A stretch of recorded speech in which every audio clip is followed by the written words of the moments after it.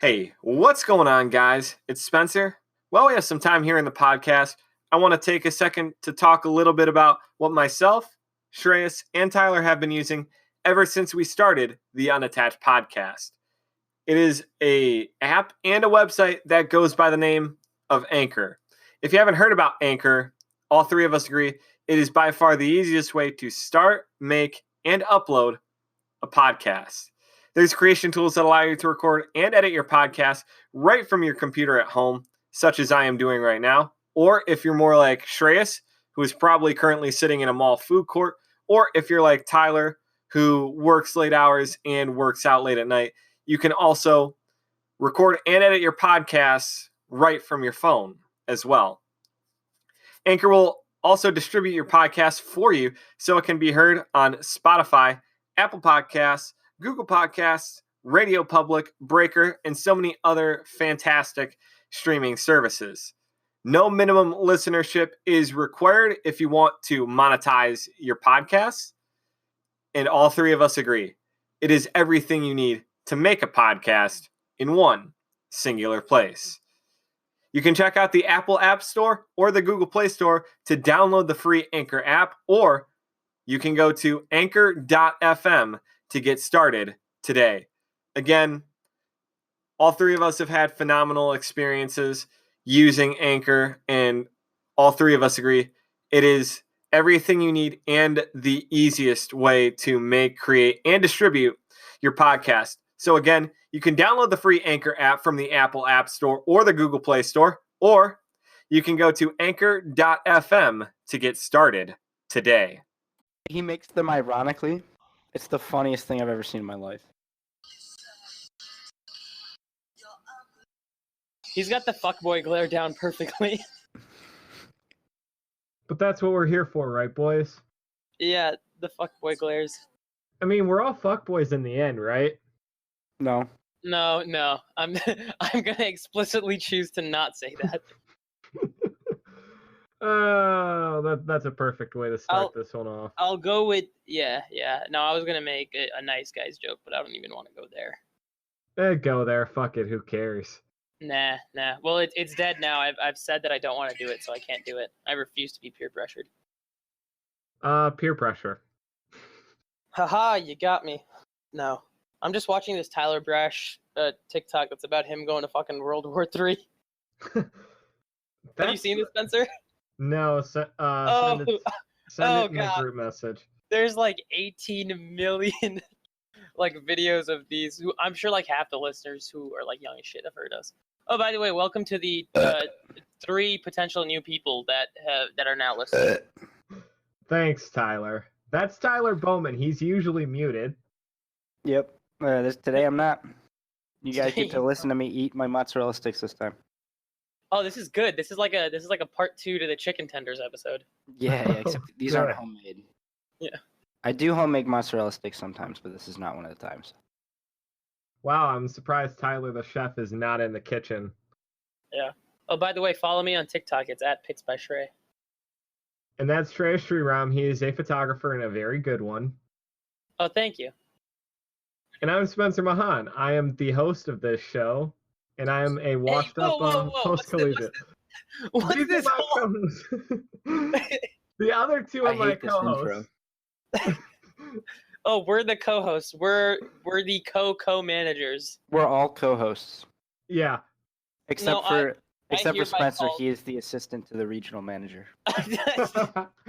I'm also the biggest washed-up athlete you'll ever meet. Yeah, pretty much. Spencer's slow as fuck. I know. 231 is awful, and in the fucking next percent too. Oh yeah, so that's basically. I still can't believe you bought the next percents to run at 800, Spencer. I know, right? And I'm about to go run a 200 in them on in a couple Saturdays. So his 231 800. Wait, when? Oh, ha. Okay, I'm just slow as fuck. Huh. I was sitting here like, wait, what? Like, when was Spence this stupid? And then I realized that I'm the stupid one. As is what normally it's like. But yeah, that's kind of a little nod of what we're gonna talk about towards the end of the show. Are we? Yeah, we'll No. get there. I do want to talk about Galen Rupp going to Wait, don't we got an Flagstaff. intro, bro? Don't we have the intro? Isn't this the intro? What, are we just cold opening this hard? I guess Welcome back to the 11th episode of the Unattached podcast. I am one of your hosts. Okay. Okay, I'm Spencer Mahon. I'm Shrey Daddy. Don't say that. Shreyas I'm Tyler Sriram. Bowman. And Tyler's actually not muted. It's a running gag on the show, which, if any of you listened to at least 5 minutes of the Ben episode, you would know. I was just muted right there because I was drinking water. Wow, how kind of you to not mute the burps, but mute your drinking water. Yeah, seriously, come on now. We'll see. One of those is funny and the other isn't. That's Are you true. sure about that? It's like I had to move away from the mic to breathe in from Chocolate Rain. Chocolate Rain. Well, that's a great song. Good meme too. Indeed. Alrighty, Yeah. what's the rundown? Like I mentioned, we're going to talk a little bit about the next percents later on in the show. But I do want to get to first Galen Rupp heading to Flagstaff possibly and teaming up with Northern Arizona coach Mike Smith. I want to talk about Wilson Kipsang and Well, let's not give the listeners everything. Well, I'm not giving them everything. I want you to talk kind about of are. Hey, here, you got to do it like this. Okay. We've got people from the Oregon Project going places. We've got a new world record. Which we do. We'll talk about that later. Also, I'm going to have to do this early, but it's a weekly Salazar plug for being the worst human being ever. We're going to talk more about that bastard. Hell yeah. And I also want to talk about what exactly happened to Wilson Kipsang, because there's things that I've heard that you guys may or may not have heard, and what his next move might be. I have heard some things, yes. I also want to talk about Jim Walmsley, because this dude's going to be a fucking problem at the Olympic trials. What do you mean a problem? Like, I want to talk about this first. Some of the shit that he's done in training is insane. I also want to talk about... He's my dark horse. And now I'm starting to see why, and I totally don't disagree with it. I also want to talk about Mary Kane stepping to the track. We'll talk about who she's facing a little later. I do want to go over training recaps if you guys have any. A little bit. All right, Tyler, kick us off then. Oh, God, I don't have it open. God I wanted damn to it, start by Tyler. talking about Walmsley. I love that guy. We Let's see. all love Well, Walmsley. let's I'll keep it short then. Today is Thursday. Indeed. Did not run today. I ran. Let's see. Did I run Monday? Oh wait, today's technically Thursday. Today's basically Wednesday. It's Wednesday for Shreyas right now. Indeed. Monday and Tuesday I ran both days. Before that, I was sick for a week and a half. Oof. Bad start to the year. I had That's a fucking first effing couple chat. days. I no longer am even close. I don't think I ran once in at least 6 days. So, yeah, just trying to get back into it. I went to the gym and ran the last 2 days, but today I did not because I had to pack because I'm going to Charleston, South Carolina tomorrow to visit my brother who's in the Air Force. That sounds like a grand time. Better weather than this fucking shit town. Oh yeah, I checked the weather there. It's tomorrow it's supposed to be 78 and raining. You Which- lucky hoe. To me sounds like I won't even care if it's raining if it's 78 degrees. Yeah. Yeah, I mean, it's better than fucking 40 degrees. Yeah, absolutely. Shreyas, what'd you do? It's better than 20 degrees and snow and ice. Also true. Gross. Yeah. That's what, yeah, we've switched fucking coast weather. I'm supposed to be the one that's like consistently at 55 forever in Seattle. But no, we gotta be, and specifically my town too, because I always say I live in Seattle, but I live a little bit away from it. I'm like 30 minutes south of it. But we specifically in our town got abused with snow. And I say abused only because we Seattleites and Washingtonians in general have our daily lives fucking incapacitated by anything around the range of 2 to 3 inches of snow, because we're just not equipped for it, and it's hilly, and it doesn't snow that often, so it's not worth paying taxpayer money to like fund a bunch of snowplows and shit. But yeah, we got incapacitated, and Seattle is bone dry. So like a bunch of the college kids that I know here are complaining that they didn't get days off of school when all the high schoolers got days off of school. Fucking And deal so with it's, it. You live on campus. Fucking get over it. No, okay, dude, you don't understand though. At UW, literally like 60+% of the population commutes, because a lot of kids that go to UW are in state and they live in like neighboring areas and they commute to work. So like the number of actual people on campus is not as high as like most other campuses that you might think. Okay, So that's fair. it's, yeah, like there's like easily my town alone, like people that went to my high school or were like alumni of my high school, maybe just not in my year, comfortably make up like 30% of the population probably of that school, and they commute from here. So like it actually is kind of a pain in the ass. But yeah, now to get onto training recap, because I guess that's the important part. I did some 200s last weekend. That was good. I was supposed to do 20 of them. I only did 12 because I was trying to escape the freezing rain, and so I snuck out for the 1 hour that there wasn't rain. But it was only 90 minutes after I ate, and so I wasn't feeling that great, and I yacked after 12. Was not the best. But the 12 went way better than I expected. I was aiming to hit like 36, 37, and without having even glanced at my watch at all, I got into a great rhythm of like 35s, and it felt like like running economy effort, and I was recovering just fine with 200 meters in 60 seconds or so. So that went well. Because of that, tomorrow I will be doing 10 by 400 at somewhere in the vicinity of 72 to 74, which will be fine. And then on Sunday, well, that's tomorrow, so I guess I've fucked the order here. But on Sunday, I did a spicy 16 with a giant ass hill where I very much did feel the 200s. And yeah, I only ran for an hour and 54 minutes instead of running for a whole 2:05 because fuck that 11-minute add-on. I was dead. And that was with a goo at 90 minutes. So I was... Yeah. Well, okay, but I mean... I think, yes, while that does sound like a humble brag, it's also me just trying to stack up to Spencer, who's inevitably going to talk about his fucking 20-miler at 6:40 or some shit, or whatever obscene statistic it was this past week when he hit 94 miles. I actually did hit 90, thank you. Yeah, I know, that's why I said I was segueing you. All right, so I'm 10 minutes, ho. Okay, I'm going to start on Friday with what I title on Strava, probably the shittiest feeling tempo I've ever run.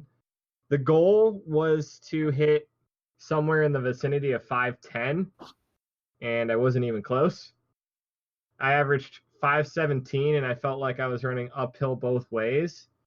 And I mean, I was feeling that way the entire week, and I guess like that's just one of those days where I can chalk it up to, yeah, I felt like shit, and I tried to run 5:10 first mile, 5:15. I'm like, all right, and so this is what it's going to be, and I just kind of tried to grind it out, and that was that. So I just kind of let that one go. I averaged 5:17 overall, which still isn't the worst day, but I felt like absolute garbage on that day from the get-go. It also doesn't help that the first 3 miles actually do go uphill, and I was running into the wind, so that was great. Why the fuck did you pick that route? I honestly don't know. I debated going the opposite way, which would be going north, but the last 3 miles would be the worst part too. So like it was kind of like a pick your poison type of deal. I finished this tempo better than I started it, so I guess there's that, There's you know. promise there. That's good. Because the last 2.3 the last 2.38 miles was done at 5:11 pace. So that's like my silver lining takeaway from that whole thing. I felt like trash, and towards the end I actually was starting to hit pace, and I finally got into that rhythm again. So that's my whole takeaway from there. I did 20 miles on Sunday, and this one was 3 separate loops, and I felt absolutely dead for the last 5 miles. So that was fun. It was flatter than the 20 miler I did the Sunday prior, which was nice. But again, this is with the same group of local post collegiates that I've started to meet up with lately. And all of us have been putting in some pretty good work. So I'm excited to see what I can do because I feel like I'm starting to get like my hill running legs back. Shreyas, hell yeah. You might know a little bit more about that. I know how much of a pain in the ass it is to get them back because those things disappear quickly. Fast. Yeah, so like my medium long run on Friday is going to be one of the hills that I used to run, and like I know that I'm going to probably run about the same time like that I normally do up the hill, but it's just going to feel like shit in comparison because I haven't run it in like 2 weeks. Yeah, I mean, trust me, after that, like after I heard like the route we were doing the first 20 miler I ran with this group, I was like, oh man. But on the backside of that loop that we did the first time I met with them, we dropped down like a 300-foot hill. So that was fun. But that 20 miler was actually pretty solid. It was in the same pace range, and I kind of told myself the last 5 miles, regardless of what's going on, it's gonna feel like the end of a marathon. So you might as well just fucking get through it. Yeah. Because like that type of like dull, achy pain in a marathon is inevitable, and Yeah. it's if you Big put facts. if you put that work in beforehand. For me, I'm a huge proponent of getting used to like the physiology of that kind of pain and like being very comfortable with it and making sure that my body adjusts properly to it. Mm-hmm. Which is why a lot of my college teammates make fun of me for never taking ice baths. They were hurt You more never than I took an was. ice bath? I stepped in the cold plunge twice ever in college. The second time was for a minute. I made it through one full 10-minute ice bath. Wow. Ever. That's impressive, honestly, that you haven't done ice baths. Yeah, like I did a lot of them pre-senior year when I had shin splints. Like a ton. Every day. It was horrible. Never run in Brooks, kids. Facts. I don't know about that. Ever. Facts. Straight facts. Dude, I ran in Brooks Ravenna's in college. Get the fuck out of here. No one had the likes Ravenna's. glycerins. All right. I'm just Alright, gonna hate on Brooks, even though I really have absolutely no reason to hate on I Brooks was other gonna say than no fucking reason. Shut the fuck up. there. Yeah, I'm right next to the fucking Brooks Beast team. I'm in Seattle. I don't think I'm not legally allowed to if I have a permanent address in this zip code. I spit on people who regularly wear Brooks. Ooh. All right. I'm just gonna move Except for our on. lovely listeners. I love you guys. Please make me enough money to buy a single Chipotle burrito.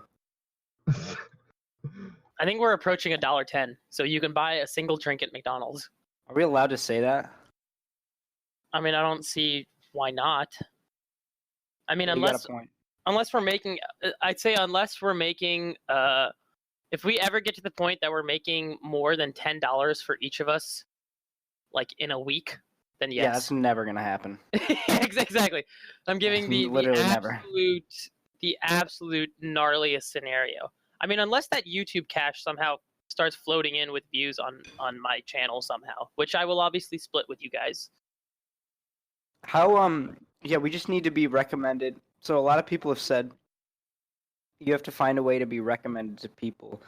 Yeah. Once it's already recommended them a couple videos after they've fallen asleep. So there are like some videos on YouTube that are like an hour and 45 minutes long. It's like a Let's Play video. And they're like, Yeah. I don't know how I'm getting all these views when this is like the 4th video in the series and none of the other videos Have popped off like got that. anywhere near as many views as this. Yeah. And then they figured out, like, oh, it's because it's recommending this after it's after people have fallen asleep and already watched like 2 or 3 YouTube videos while asleep. Wow. It's, That's our target demographic then. That's what we have to hit. Yeah. All right, So Tyler, go put back. like hashtag sleep and stuff in there. Hashtag ASMR. That's why we Hashtag should do an Minecraft. ASMR episode. All right, that's not going to be this one though. It's never gonna happen. But speaking of ASMR and doing things with our episodes audio, what happened to the Ben episode? Because we're gonna have to re-upload that. I feel like because that Wait, is- what happened? you can only hear it in one ear. What? Yeah, it did this to me too. Who was talking about it in the Discord? Wait, like on Anchor or on YouTube? Sorry, Spencer, I'm gonna have to put a pause just because I want to figure this out. On Apple. On Apple? The fuck? On Apple. So like was the music fucked up too, or? Yeah, it would only play in the left ear, and then the audio, like the speaking, played in the right ear. It was the weirdest thing. Damn. Okay, I will go back to that. Luckily, I have backup copies of all the. I don't have a backup of the video though, so I guess YouTube's permanently fucked. That but- doesn't matter. Yeah. It might even be fine on YouTube. Have you checked it out? Yeah, I've mainly been looking back on YouTube because on YouTube I basically just inserted Then the it's Anchor probably audio fine. file. Yeah. I don't know. Oh well. All right. Sorry, Spencer. Go ahead. With the hello? I forgot how popular your name is, and I just typed in Shreyas thinking that I would find you, and I ended up in Indian YouTube. Oh, nice. Indian YouTube. I don't know where Spence disappeared, so I guess we'll just rant about this for a bit. Yeah, Indian YouTube's weird. I have 2 Yeah. channels though. It's only right ear. Yeah. Do you have the? Oh, what? Even on YouTube? Yep. Damn. I think one thing that you should probably check for. I'll see if I can fix that at least on Anchor. Hopefully it doesn't like affect the plays or whatever. But yeah, welcome to the analysis episode where hopefully this is fixed by the time you hear this. Indian YouTube is weird, we can man. cut all this out, by the way. I don't. That's the thing. We always say we're gonna cut it out, but I just feel like We some of the never stuff's kind do. of funny. We never feel Yeah. like it, do we? Well, that's because like it's just funny. I feel like unless we actually talk about serious shit, we never do. This is us making mistakes and learning live on the podcast. Exactly, and I think that's what makes us human, and that's what garners attention to our podcast. All right, I'm gonna quit being. And a that's savage what- bitch. No, that's what should garner attention to our podcast, to the new Yeah. listeners out there. And you know Hell what? yeah. Humans were born to run. Yes, we are. According to hold on, let me figure out who wrote that book again. All right, once you figure that out, I want to get back to. my no. training. Yeah, get back to your You brought training up week. Bruce Springsteen. According to Christopher McDougall, we're I all mean- born to run. We are. That's true. Somebody who's really born to run. It's Jim Walmsley. I really want to talk about Wait, Wait, Spencer let hasn't me finished his training finish week my yet. damn workout. Jesus. it. All right, so the Tuesday morning workout I did, and this was probably the worst idea I ever had. Those of you who don't know, I work in the radio industry, and I do overnight production for 2 of the morning shows in our 4-station cluster, which is all in the same building. So I got home at 3:30. I slept for about 2 hours. I woke up, drove back to my old college, and I ran a pretty much 5K prediction / simulation workout on the track at the brink of dawn at 7:45 in the morning. Why in the fuck? That was a horrible idea, but apparently this sick fuck was up for the task, and I succeeded in actually running bang on 3 flat kilometer pace. Wow. So what does that predict? That 15 predicts at least. I'm definitely in 15-0 shape. I think we're closer to mid 1450s since I actually found the rhythm of running 334s and 333s at the end. Yeah, by yourself. yeah, I was like, well, fuck this. And I mean, it was a hard workout. It was 5 by 1200, so it's 6,000 meters at 5,000 meter pace. Mm-hmm. And my splits 336, 336, 336, 334, 334. The last two were 334.4, and I want to say the first and the third were 336.4. So you want to talk about consistency? That's it right there. Straight hot fire. And I still can't fathom to believe I was Pulled that off averaging like with a 259.9. Yeah. And I mean, I've run at the end of a 10 by K workout, I've run 259.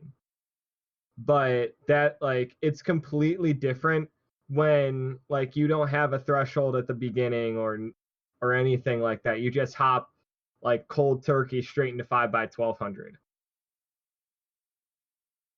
Because the type of distance runner that I am, I'm more of an aerobic. I'm used to like doing a threshold mile or 2 miles at threshold and then jumping into like a 5 by 1200 on the track and then doing a 2 mile threshold to finish everything off, something like that. Yeah. Because You're an aerobic guy. Yeah, and I'm a 10K half marathon type of runner. So like that's the type of shit that I'm used to. Mm-hmm. Jumping into this shit cold turkey was like kind of alarming because I remember the second and third lap, I'm like, I don't feel too good. And it was kind of like at that point, like I'm like, oh boy, this is gonna be a fun workout. I felt like at the end of the second one, I wanted to fucking yak. So I'm like, Welcome to the club. I'm like, this is gonna go really good. So, and then technically yesterday, Wednesday, when we're recording this, I did a medium long run, 4 miles out and back, to total 8, and then I actually jumped on a hillier segment. There is some flat, but there are some pretty steep hills here. Yeah. And I actually got a PR on this little comm segment, but I'm only like 11th or 12th overall behind all the guys that I run with on Sunday. So these guys, it's almost an 800-meter stretch. These guys are able to go up this at like 640 pace, and this hill is 150 or so feet if you run it going south. It's not an easy hill to go up. But this was kind of where I realized I'm starting to get my hill / climbing legs back. I kind of like this. Yay. That's always a nice feeling to just like return to a certain modicum of fitness. Yeah, and hills were never my strong suit, so at least knowing like I could jump on that little out and back 7 miler with those hills a handful of times, I'm completely okay with it. Because the other times that I went up that super steep 150 some foot hill, going south, I stopped at the top each time because that is like a fucking like gut punch or a fucking kick in the balls. That's the best I can liken it to. Yeah, no thanks. I'm good. But yeah, I will heartily pass. Yeah, definitely. That's been my week of training. I think speaking of you made it aerobic, just under the wire.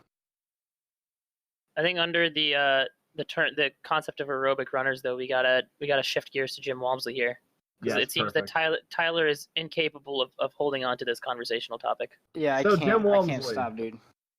Let's go. Oh, all right. So what have you seen recently that you're freaking out about? Because to me, you get a guy who's only run ultras, and then he runs a 64 off almost no speed training.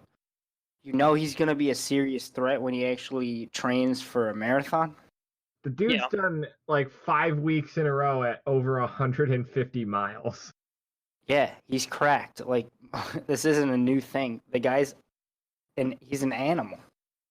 He's going to destroy people in Atlanta, and nobody will see it coming.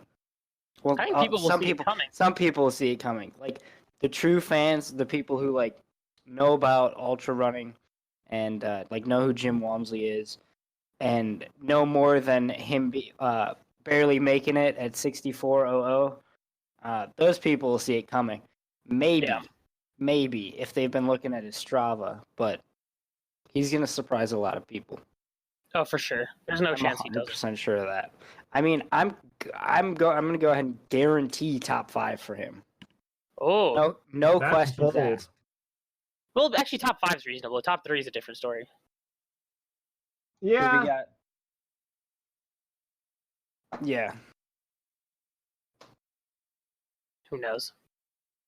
Spence just cut out because it sounded like he was saying something, and now I can't hear him. Yeah, I was gonna let him No, talk. I'm good. I'm good. Oh, okay. So I pulled up a workout that Walmsley did yesterday, technically Wednesday. So he did 6 miles for a warm up. Gross. I mean, I only do like 3, so and 3 is, depending on the race, that's a lot. That's my long run. 10 by 800 with 60 seconds rest and 4 down. And these 800s were all 220 to 218. And Oh my god, are you serious? yeah, I'm serious. No, I you're feel like joking. that's like bread and butter shit for him, though. Yeah, but I just watched a flow track video with Jordan McNamara. By the way, forgot he existed. Well, yeah, I mean that's from the vault though. It's ancient. Yeah, but he did like the same workout. Hold on. Not really. It was a cut down. It was 6 by 800, cutting down 220 down to 210. That's still gross, by the way. Yeah, but did he have more? He had 200s at the end that were supposed to be pretty quick at like 26 or 27. 27, yeah. But I mean, even then, that's a 1500 guy. Like aerobic guys will spit that shit out like it's candy. Yeah, but he had 2 minutes rest and he only did 4 800s. Yeah. So Walmsley had, what'd you say? He had 1 minute rest and did 8? 10 by 800 with 1 minute rest. Oh, God. Okay. Well, Yeah. And I mean, I'll be having this that is in a 2 weeks pre-race myself. workout, mind you. This is a pre-race workout. I mean, that's pretty much what I do pre-race, like in cross season. That used to be our taper session. This dude's going to be a fucking problem. This Yeah. workout is insane. No one likes that level of workout. That's like 4:41 pace for a mile. And he's like, yeah, it's race week at the Rock and Roll Arizona Half Marathon, finding some rhythm and tuning it. Now, mind Oh, wait, you, is he actually racing this weekend? yeah. Oh, what the fuck? Okay, never mind. That's weird as hell then. Well, mind you, also, like he's doing this. I think the Arizona Rock and Roll Half is at like 4,000 feet. Yeah. So, like, there's that whole stimulus that might be involved with it. But man, this is a fucking. It's a doozy. That's a doozy of a session. Yeah. I don't And even he- like hearing about it. He I did mean, that with Tyler the must be in a NAC whole guys. different place too, because for Tyler that sounds disgusting on a whole nother level. yeah. Like for us, we're just like, oh yeah, that sounds about right, and then we're just yeah. Jim Walmsley does not make any sense at all. Nothing that he does makes any fucking sense. He runs that much mileage. He'll go down into the Grand Canyon and then come back up for fun. I don't understand this guy. He's double workouted multiple times. It's insane. I want to see him do a double workout. That's sick. Well, no, he's on Strava, or do you mean like physically see? Like I want to physically see a workout video that's that. Yeah, that's just him just fucking cranking the shit out of everyone. I wonder if he has a training group. I don't think he does. Yeah, he does. I know he's It's the Coconino Cowboys. Oh yeah. It's all the ultra guys. Clever Yeah. bastard. Now I don't know who he's doing. He did. He's doing At his least- workouts with, but At least he said he did that workout. That was an NEC workout that he did. okay, So that makes sense. I figured. I wonder if. Oh wow, that makes me wonder. Oh wait, never mind. I'm an idiot. I mixed up NAZ with NAU for some reason. I was gonna say I wonder if he'll do any workouts with Rupp, but that doesn't make any sense. Yeah, he's in Speaking of Arizona. Galen but- Rupp, though. I mean, Yeah, they're in nice. the same area. They're in the same area though. So who's to say they won't? Is the big thing. I also do want to mention that Jim Walmsley did a one-way 22-mile long run. Oh, he was just commuting, man. Yeah, he did that like literally up a mountain. It looks like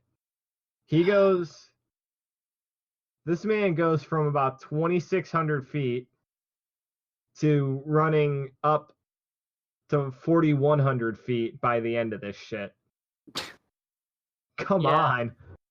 I'm gonna go with that's a no for me, dog. Yeah, let me do my long run straight up a hill. By the way, Yeah, it sounds Point like a to grand point. time. people are like, I wonder, you know, Are you okay, dude? no, I wonder, like, oh, this marathon, it's point to point, and it's net downhill 200 feet, and he's like, point to point uphill 2,000 feet. What'd you say? This man's He's wild. asking for the stats. What were the stats on the run? Let's see. It was 22 miles in like 240 something. Good God. Let me see here. I just had it up. Yeah. 2,500 feet of climbing, 22.3 miles in 2 hours, 46 minutes. Fuck. What's that average pace? 729 a mile. Oh my God. I should Not mention bad. Not bad. that mile 14 had 300 feet of vertical gain. Oh, but that's And- just mile 14 though. That doesn't. It's only the 1 mile. It doesn't matter. It's the most vertical gain. So Yeah. I also want to mention, for those of you who are very familiar with Strava and the GAP, the goal adjusted pace. The It's goal grade adjusted. adjusted pace, not goal. Yeah. Well, thank you. Grade adjusted. My bad. Yeah. But that 8:07 14th mile translates to a 6:36 based on that. Oh yeah, cool. Soft. GAP doesn't count. That's what all the haters will say. Although to some degree I agree, but that's whatever. I mean, you can say that all you want, but stats speak for themselves, sir. No, Strava overestimates the shit out of that, alright? I will say that. Strava does not do it. The moment it goes above like 50 to 75 feet, Strava overestimates the living shit out of that uphill grade adjusted pace. I mean, that's still something fun to note there, though. No, yeah, I'm not denying that. We can spit facts all we want. All right, but wait, we got to get to Galen because we like went there and then backtracked. Yeah, Oh, okay. like we were saying, who's not to say that Galen, if in fact he is moving to Flagstaff, doesn't work out with Walmsley in this cycle?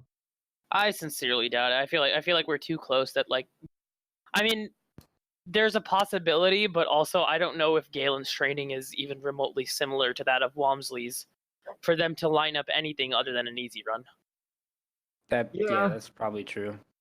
But the reason why we're talking about Galen Rupp and Flagstaff, Arizona, being that Northern Arizona is in that same area code, Galen Rupp is now being coached by Mike Smith.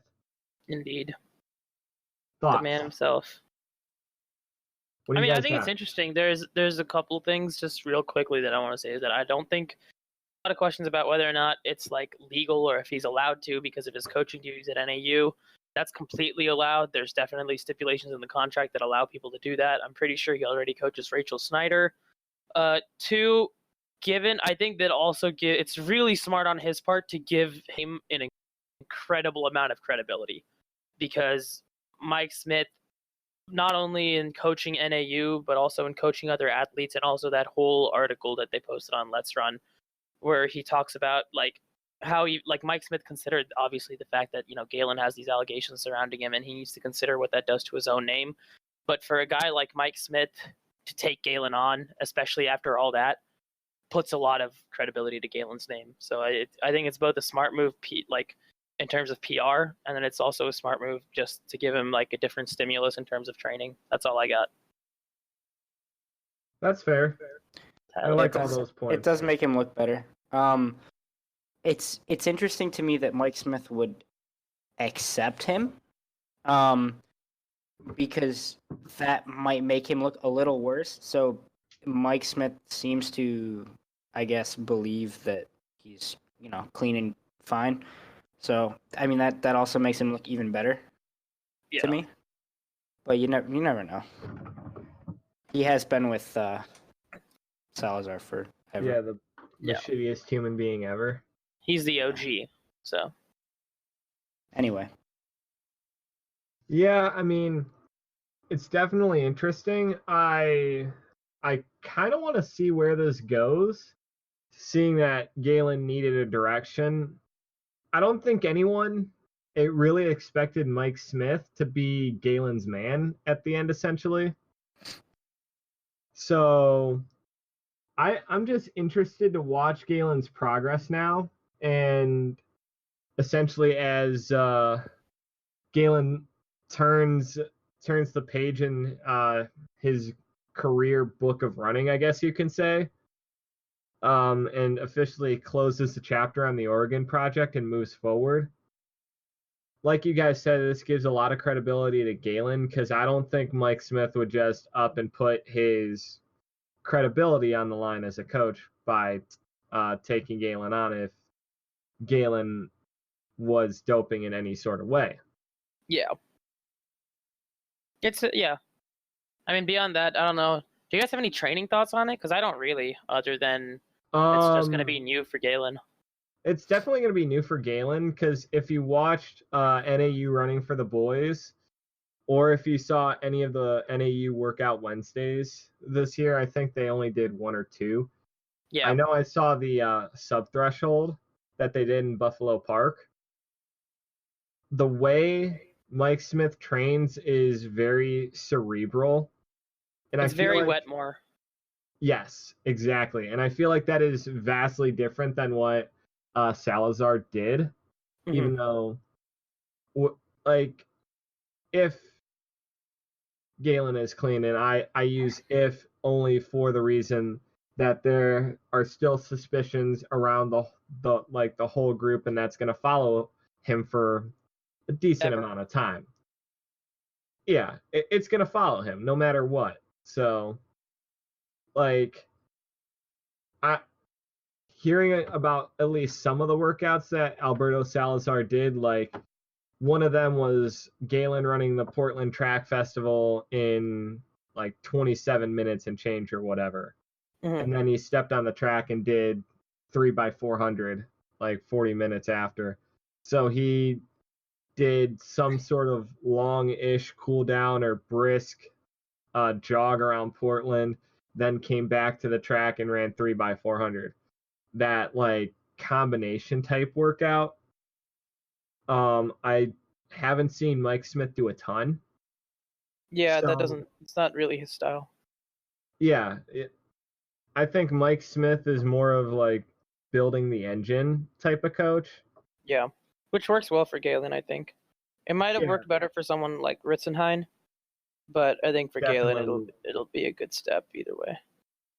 Yeah, I mean, Ritz eventually found his way, and he's gotten his second win with Hansen's. Yeah. Which I think that's fucking awesome for the sport. Wow, I've been muted. Have you been saying shit trying to get in? I've been yeah. I was I wonder why that didn't work. Yeah, we're just running over you. We don't really give a shit. No, I was saying I actually just said something. I was saying Rupp, you mean it's good for Rupp because he is coming back from injury and he wants to build back up. You said because Mike Smith is more. And then to what did you just say, Spencer? You lost me already. Completely forgot. I was saying that Mike Smith isn't like a super big combination type of workout guy because Galen did Ritz. 10K. Yeah, Ritz. I remember. Ritz in the second wind, and I think that's fucking awesome. I said Ritz. Ritz is kind of on his own though, isn't he? Isn't he? No, almost he's with Hanson kind of- Brooks. Well, no, I was saying like, isn't he almost kind of half coaching himself, or no? Yeah, Yeah, little Doesn't bit. I he think also coach? So I would I think assume that he kind of coaches he only himself trains. too. He only trains by himself, as far as I know, because he said self-coaching was the biggest reason why he kept getting injured. Okay. And that's why he stepped back in with Hanson's, and it's been working. I mean, yes, he does coach Parker Stinson, Yeah. but like, That's not the only person he coaches, is it? I mean, it's the only person to my knowledge that I know. Okay. But like, if you look at like Ritz's I wish there was and, somewhere to look Stinny's that up. dynamic. Yeah, that I honestly, yeah. But like I was saying, if you look at Ritz's and Stinny's dynamic, it works really well. But I think that's because it works well for them. I don't know how it would work for a more older, more developed athlete like Ritzenheim. Yeah, I mean, Parker is also like in his mid to late 20s, so he can take those risks. Yeah. Just in the same fashion that Shreyas, you and I, or even Tyler could take those risks without like worrying about it down the line. Yeah. No, what do you think? I think Mo looks at this in terms of being a I think Mo's happy where he's at because he's got Gary Lau as his coach. Mhm. I think Mo is like, I would think he's definitely happy for his former training partner in Galen, potentially finding that right fit and finding a coach that's very tailored and very Wetmore-esque and cerebral with his approach. Yeah. Because I feel like Lau is kind of that same type of guy. And I would think that Mo would have had to talk to Gary about coming back to the track in 2020. Yeah. And I don't think Mo would be coming back to the track if his coach said, you know, you're not like you're fast with enough to race these guys, but you don't have that speed if it's a tactical race type of deal. I think Mo's coach definitely believes he's still got at least some of the track speed left and can compete to win gold again. So, like, I think it's on.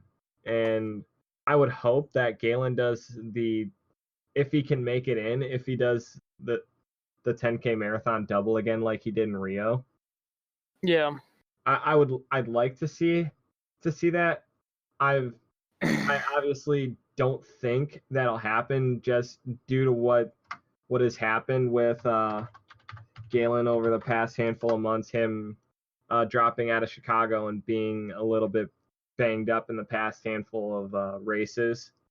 Yeah. No, I think it'll be. I mean, my main question for wondering is just like because if we're talking about relationships too with coaches, it was more like Mo has thrown Salazar under the bus. So I was thinking like both that he's happy for his training partner, but now I wondered, are those two on like, I wonder what their terms are like because Galen is kind of like a second son to Salazar. And with Mo kind of turning his back on Salazar now, I wonder how that's affected their dynamic too. Yeah, that I wouldn't know. $10 says Honestly. Tyler's muted. I'm not. Oh my lord. That's Wow, true. it's a miracle. I don't have anything to say about this. About I what, wouldn't Mo know, honestly. kicking Salazar in the dick? Yeah, like I literally don't know anything about it. I mean, well, we already kick Salazar when he's down, so I mean, the TLDR is basically like Farah has said that if he'd known sooner, he would have been out. That it's kind of annoying that he didn't know sooner. And it's just, at least it seems really interesting given all that he said, especially when the doping allegations were first coming out. He was very defensive. It just seems like an extremely passive-aggressive position to take compared to like someone like Hassan, who came up way later and was saying that like if he violated the rules, then like she doesn't appreciate that, but like she still appreciates everything else that he did that was within the scope of training that she was aware of. Because she still denies, obviously, that she doesn't know about the doping, but she's like, I'm gonna still stand by him in the sense that he was my coach, which I think is like a much more appropriate approach by Hassan and Hassan. Sure. Yeah. Yeah, it that makes makes him sense. it makes him look better too. So Yeah. I mean, he in the end, like we can say all the like we can kick Salazar in the fucking dick all we want, like, and I'm sure you'd love to. and I'm sure both Tyler and I would love to be honest. I'm not big into the dick kicking. But I mean, figuratively speaking, like figuratively speaking, I'm sure all of us like love throwing shade at the guy, but at the end of the day, we don't know exactly what went on. We have our inklings of what we think is true, but that's just what we think. There's always like 5 sides to a story, or I know the proper saying is there's 3 sides to the story: his, hers, and the truth. And that's essentially what this comes down to. None of these guys and gals ever got like nailed for any sort of doping violations, but what's gone on does seem sus to that type of deal. And ultimately, he got suspended for having it and trafficking it, which is still bad. But it was never proven that he used it on any of his athletes. Yeah. Just his children. Which is just as worse, probably. Very cool. It's much worse. Yeah. Thank you, Salazar. Very cool. Very Yeah, cool. for being an asshole to your children. Oh, Christ. I don't know about that.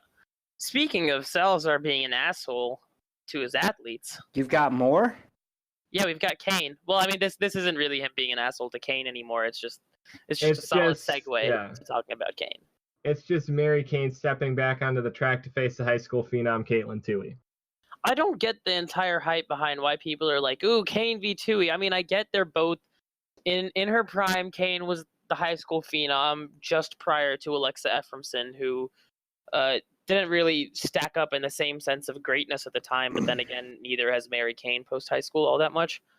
But like, just because they're racing each other, it just like why they're immediately stacking them as potential racing athletes instead of simply saying that Kane is a bar that Toohey has already surpassed.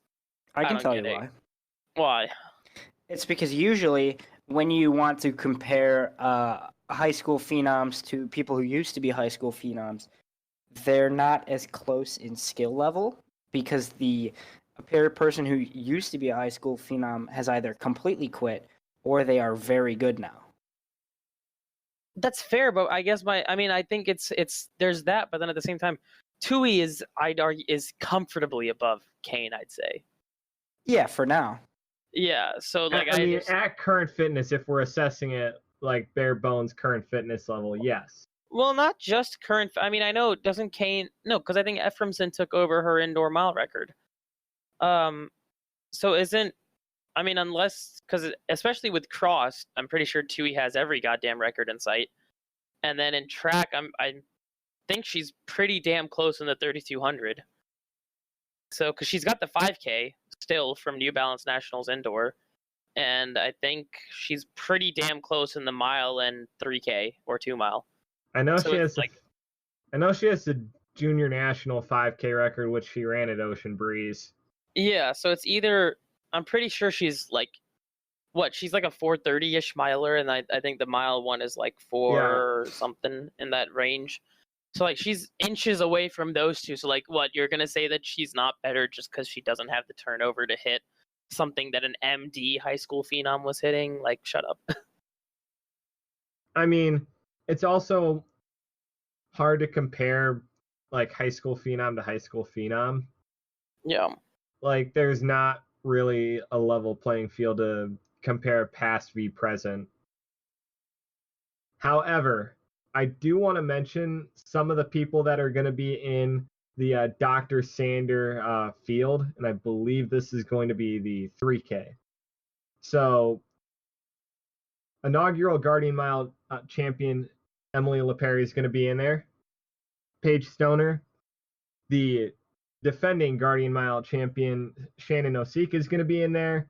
Sarah Pagano, and then of course the aforementioned two in Tui and Kane. That's a pretty stacked fucking field, if you ask me. I'm not gonna lie, I know absolutely fucking no one but Caitlin and Mary. Shannon Osika set the Ohio soil record for fastest mile run in the state of Ohio at. Oh, I'm not denying that these people have 4:26. credentials to their name. I'm just saying they're not. At least they're not in the same realm of people that I care about, which either comes across as snobbish or it just comes across as someone who doesn't inform themselves about the sport all that often, which is true. That's okay. We forgive you. Yeah, we forgive Thanks. you. Thanks, guys. I'm just kind of like bumbling on because yeah. the I'm only not two gonna names. deny geeking out over Nate. Like, if you know the name, then geek out over him. Be fucking free. Like, I'm not gonna deny anyone that. The only two names that I don't know a ton about are Sarah Pagano and Paige Stoner. Leave a comment below if you know who they are. Don't do that. There's no place to leave comments. On YouTube, there is. Oh. All right. Yeah, So, let's really crank like and subscribe, guys. If you've made it this far on YouTube, You and Comment OG. something to mess with the other people. comment. You can do whatever you want.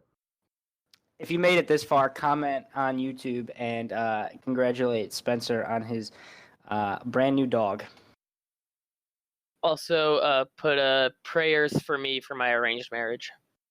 Oh yeah. Oh god, I've been playing that card a little bit too much, but I think that's just because it's peeking closer over the edge. You've been thinking about the dating apps, haven't you? You've been No, not really. more seriously considering. No, You've I've been thinking about Go Sporty, haven't you? Yeah, That's how they get you. Yeah. It's more. It's honestly, I've given it because right now, especially with the MCAT, I barely have enough time to do shit like this too. This is a sanity check more than like a fun project. I mean, it's a fun project too. I don't mean to say it's not, but this there's honestly no time for me to be like devoted to chasing the ladies. I need to keep my testosterone exactly where it is. Oh, Unbelievable. trust me, dude. When you're trying to chase the Olympic trials, you have no time. Like, you have no social time. You don't want to go out and date people. And I'm saying unbelievable because the people who are listening to this have not seen the group chat. But yeah, that's the thing. That's the only other thing that I kind of want to do is probably really go for the clips too, because sometimes we like segue between shit back and forth, and we go back to topics, and it's kind of hard to find like a good 15-minute segment where we're actually just talking about the one thing without too heavy of a callback. So so that's the only thing that I feel like we could try so that I can make clips on YouTube for it to be more digestible. I like that idea. That idea. But yeah, it's just weird. Anyone got a sick ass segue? Yeah, I'm definitely not playing FIFA right now. Don't worry about it. Good God. And you're definitely not playing COD Mobile then. No, I'm Really? I'm playing FIFA. Like FIFA 20? Yeah, like I just bought it today, and Oh, nice.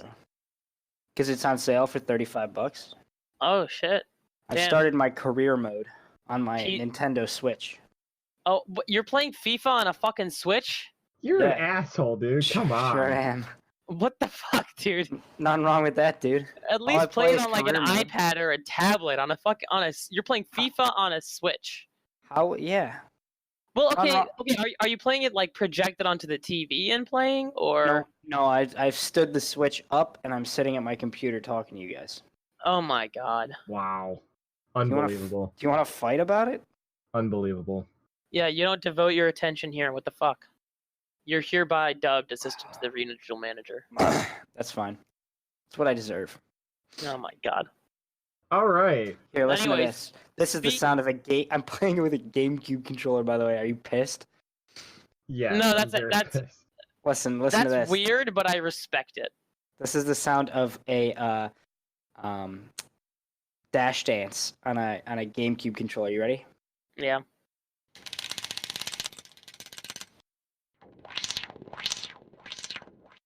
Hot. I got the meanest dash dance ever.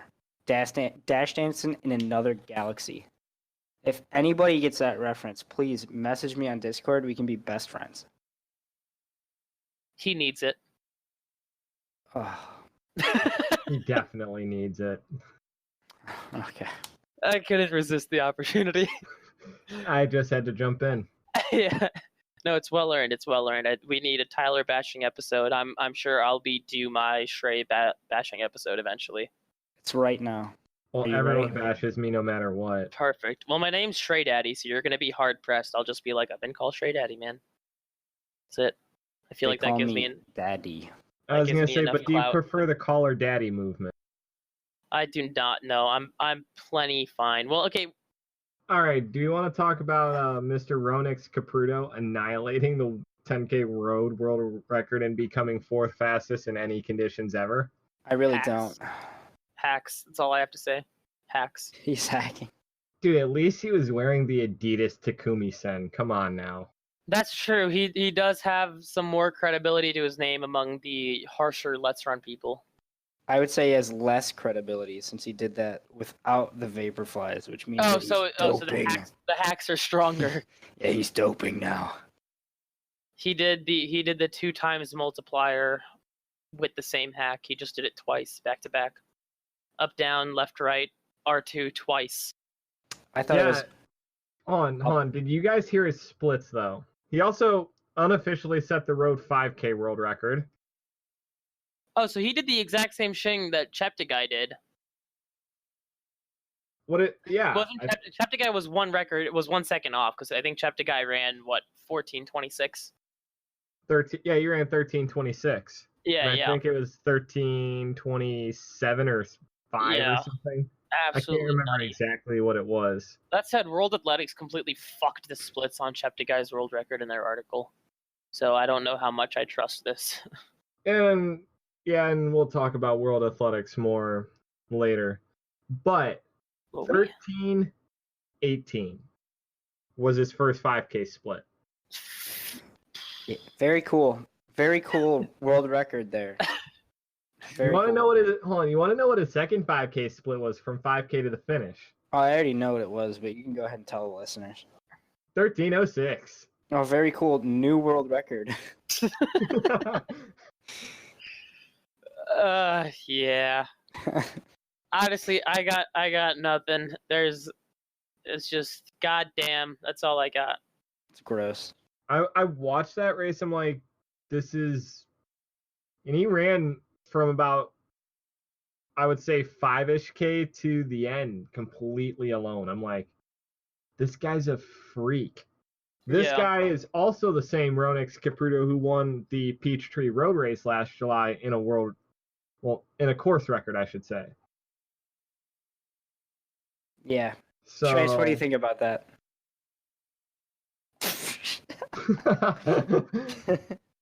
This is a joke because he literally just put in the chat that he was going to be right back. Of course he's not going Yeah. to respond. Let's talk about him while he's gone. Okay. What do you want to say? Nothing. I actually can't think of anything. He's a cool guy. That's all I got. Great photographer, better human being. Loves his flannels. Flannels are goals, by the way. Wait, flannels? Yeah. I Don't just worry took a about water it. break and I came back. don't to worry about flannels, it. And I'm excited. That's fine. That is so Pacific Northwest, dude. Come on. Am I gonna hear you guys just roasted me when I took my water break? No. Possibly. Perfect. You're gonna have to re-listen to it while Mhm. editing. As I inevitably do all the time. But yeah, like I watched Ronix Caputo run from about 5.5 to the end. So I'm like, this dude's a fucking freak. Like I said, this dude's the same dude who won the Peachtree Road Race in a course record. And for those of you who know the HAC Peachtree Road Race, that shit is hard because it's always hot. It's in Hotlanta. Hotland, baby. It's in the fucking middle of July, so it's in the dog days of summer. It's not just in the middle of July. It's in the fucking middle of July. You see, my college teammates do that to me still. Who's Why Siri? did that happen? That was mine. Anyways. What did Siri say? Nothing. I somehow automatically triggered Siri to start like trying to talk to me or some shit. Hey Google, play Okay. Friday by Rebecca Black. Okay, Google. Okay, boomer. Set an alarm for 8 hours titled Kill Self. Okay, boomer. Moving on. No, You that's can actually how tell your Google phone works, to start, to set alarms, by the way. Fair enough. I've done that. But I told Google to set an alarm, and it just blasted the morning radio, so I just woke up to the sound of NPR. Nice. oh, that's Yeah. great. It was a lovely morning. Dude, nothing like Hated life. nothing like waking up to the sound of hearing Donald Trump saying, "I'm gonna start World War III." Yes. We love a good World War III meme. Speaking, wait, Spencer, have you seen this Tyler Brash thing yet? You got to click on this. Did you link it to me? Yeah, I did. I put it in the text chat. Listeners, I will Check see your you phone. in the trenches, by the way. Yeah. I mean, I'm sure all of you guys have heard all the TikTok drama, but that's the thing. I feel like I don't want to put it on like my running YouTube channel just because like I feel like I want to keep that kind of running-ish. I don't want to go full like YouTuber and make commentary stuff, even though. Plus, also, I feel like Tyler Brash, she's been beaten down enough on YouTube for me to join the bandwagon. Plus, I'm not nearly as funny as other people. So, but I really want to just do commentary on shit like that because it's just so like it's gotta be a bit, man. It's gotta be satire, but it's fucking not. Anyways. No, they're not messing around. Speaking Wait, did about you watch it? What? Did you watch it, Spencer? not yet. I'll watch No, it. watch at it. the- I want to hear your reaction live to this shit. I'll cut it accordingly, but I want to hear your reaction. First things first, here's Nation's your favorite flower. I got a draft letter.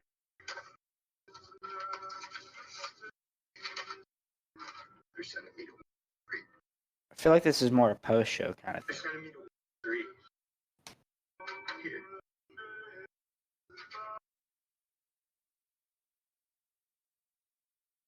I'll work this.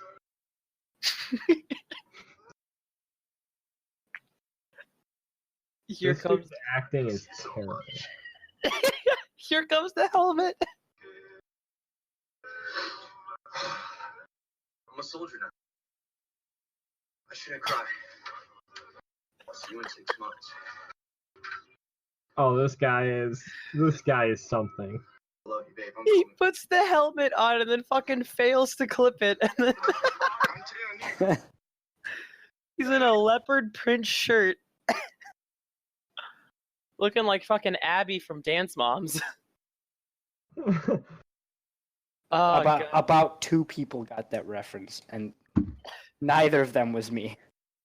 I looked up. I'm like, you actually watch that show? You No, it used to be one of my mom's guilty pleasures. So I just watched it whenever she was sitting there. I will admit, though, And your mom's other guilty pleasure is Spencer.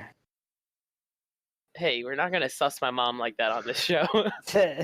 This is today is the day that you find out Spencer's your new step. what is God. this fucking Jerry Springer?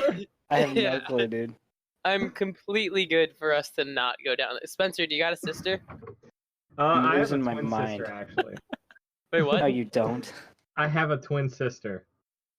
Bullshit. I don't believe you. All right. Yeah, we can cut this whole part out. Yeah, Yeah, please. I don't Thing want to is- go down the whole "what are you If it- doing" step bro route. If it was funny, that'd be cool, but it wasn't funny. Not I mean, at all. it's. I mean, it It's funny I to know. us, but Yeah, it's funny to us, and then I know all of us have watched that fucking stepbrother porn before. I have no idea what you're talking about. You're I don't know lying. what you're talking about at No, I all. really have no Both clue. of you fuckers I are thought it lying. was just a meme, man. I didn't know it was from a porn. No, it is a meme because it's a genre of porn. No, What's no, a yeah, what's a porn? Okay, we're done. it's. Ah, Christ. Can we move on? Yeah. I'm desperately looking for. We're gonna hard cut this, and the one thing that I do want to go just to insert a little bit of funny before we get into some still funny but a little bit more serious Let's Run thread, because we will have shit to say about it. There's this Coach JS thread, our classic Coach JS, superior Coach JS, on Let's Run, where he talks about he wants to coach a female Oh. sprinter with an 11.3 100 meter and a 51-second 400 meter to become one of the world's greatest long distance runners. This is his favorite case, I guess, to transform a sprinter into a long distance runner. And so if it succeeds, she will probably be the fastest long distance female runner in history because of the sprinter training. She has good stamina and great fast twitch fibers. And it's just like what the actual fuck, man? I mean, well, the fast twitch fiber thing is actually true. That doesn't mean Well, it's going to yeah, translate but- to distance. No, on- this is how it works. No, this is how it works. Yeah. As Definitely. a biomedical engineer, I can tell you that's exactly how it works. I think Dalton might disagree, and that's because he's just not on the new shit. He hasn't caught up on Is his that what you are? What? Uh, Biomedical Bio- engineer? yeah. Yeah, that's what I am. Ah, my friend is a biomechanical engineer. That's exactly what I am. Oh, Yeah. tight. Wait, where does he work? He works for GE in North Dakota. Hit me with a referral link, bitch, please. Please. Okay. Sure. No, I'm dead ass right now. So am I. Yeah. Are But you yeah. talking about referral links here? Oh, hit it. He Both- gets very lonely there, so Oof. I'll help him out. We can be friends. All right, hit it. We're talking about referral links. So in the show notes, you can find both referral links to Artican and SIS. I'll let Shreyas talk about Artican after I talk about Science and Sport. It is the world's first purely isotonic sports gel.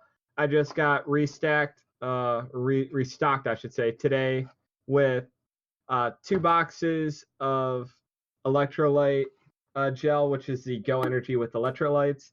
And I also got the Go Energy with caffeine. I got the salted strawberry for the Go Ooh. Energy plus electrolyte. That is actually really fucking good. And then I got the berry for the Go Energy plus caffeine. And let me tell you what, the Go plus caffeine it was fucking awesome. It helped me a ton on my medium long run on Wednesday. So, and I've also used the Go Energy gel, just the standard come as you are Go Energy gel. And that got me right off the wall, 17 miles deep into an 18-mile progressive long run, which I cut down to 2:23 marathon pace, which is 5:30. So this stuff works, guys. I'm not kidding. You can hit back before you hit the wall with Science and Sport. Hot. Clean take. That was probably one of the better takes. Shreyas, what do you got Yeah, about that was very Artican, my clean. man? I was gonna prefer to not double down back to back on it. Just because actually you did it pretty short. I'll you know what, I'm gonna find a clean, potentially shitty segue later on, just because I don't like the idea of having our little promotion reads back to back. Okay, that's fair. Yeah, I don't want to burden the listener with 120 straight seconds of other stuff, even though me ranting about this has already done that. I still But can't believe these people aren't paying us. Yeah, But- we gotta get them on Anchor to give us the Anchor sponsorships.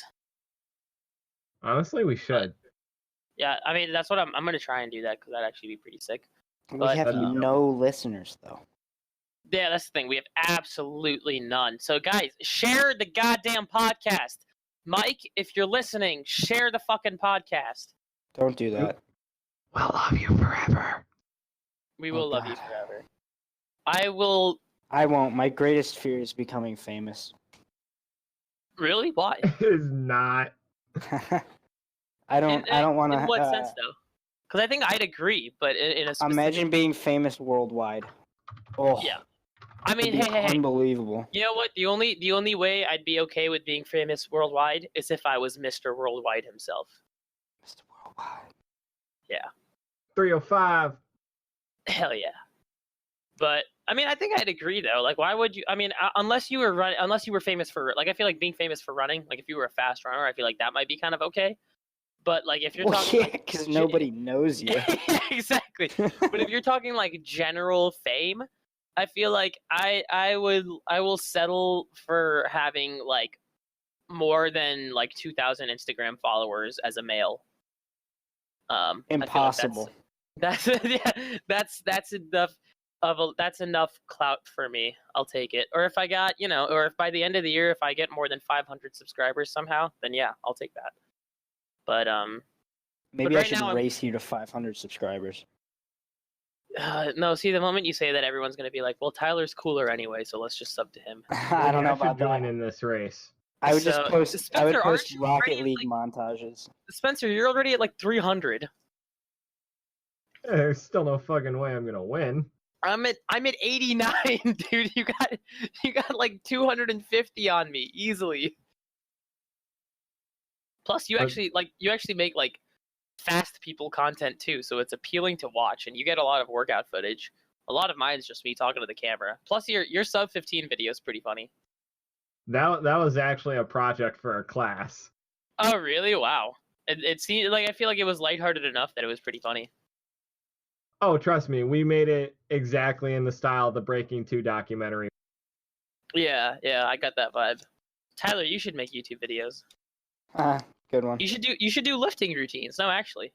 I do the same fucking thing every time I go to the gym. Well, What do you do? not every time, but I do the same like 3 different like workout routines every single time. What, do you just do like 5x5 of fucking everything? No, I do like 5x10 of everything. Oh, there you go. God 'Cause bless. Your boy does not generate lactic acid. No wonder why you were such a good 800-meter runner. I was horrible. I ran a 206. Dude, a 206 is faster than me in college, you ass. It's faster than my official PR. I think I could have run 206 once, but I don't think I could have run faster. I could have run 206 my senior year, but I never ran an 800. Yeah. I ran a 206 in a 4x8 relay, so I split. would have put myself closer to about 202, 203 in an actual race. Yeah, because you would have been alone, basically, depending on how fast your team was. Maybe. This team was halfway decent. My team? Yeah, you went to Ed's. No, dude. I went to Olmsted Falls my senior year. Our team was dog shit. Oh, then never mind. We Oh yeah, we used to fucking wipe the floor. I've talked about this, haven't I? You might have. Our used 4x8 team. Oh I yeah, don't think you talked about this. no. Okay, We wiped so- the floor with you guys, and we were middle of the. We had a guy who would run the open 8 and the 4x4, right? He was fast. He was seriously fast. He could run probably a 50. I think he could run like 52. Oh my He god. could run like in the 150s, like just under 2. Yeah, well, like 150 so to for our 159. school, he was a serious guy, you know.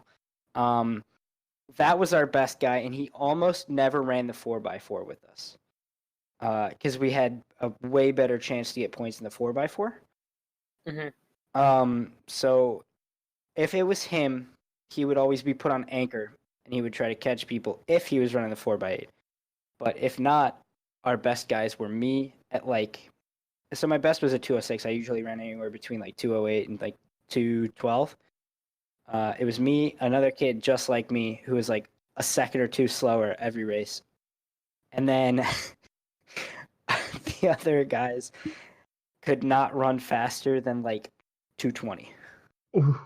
Oh at god. like at all. ever. Oh, that hurts. Ever. So like there was no point in putting 2:0 a guy who could run 2:01 in there if one of the guys is running 2:20. Yeah. Why waste That's a him? fair point. I mean, like we had 4 guys that could run like 2:10, and that was our 4x8 team. See, Washington, we didn't have 4x8s or indoor track. Last Really? time I ran a No 4x8. 4x8s. Last time I ran a 4x8 was in middle school when I lived in Illinois. And I remember I broke 3 for the first time in a 4x8, and I was so fucking happy. I wish I didn't have 4x8s. I would have ran. I definitely would have ran the open 8 and the open mile every single meet, like an Yeah. absolute crackhead. I just used to raced the I open used to mile. run open 8 open mile, and that I was fucking terrible. We always just used to have the distance team 4x4, the classic, because all the distance teams don't give a fuck. We're like, let's Yeah. do a 400, because we don't know the true pain of a 400 when you actually go all out. Like at that point, we're already lactic, so like it's for us a We don't 400 is care. it's never really 100% 400. It's like 95%, but still just feels like shit. But yeah, so we would always have that. I still remember I split a 55 once, and I was proud of that. Did you do was the that in only- college or in high school? Oh, in college, there's no chance our coach would have let us be in the 4x4. Really? As 5K guys, he's maybe our senior year at our home meet just to like fuck around, but otherwise like we're not wasting 4x4 heats because we already had. But to be fair, we did have like a decent set of MD people, so it's like plus like with the number of schools, we never had a small enough meet where we could justify having more than 2 4x4 teams.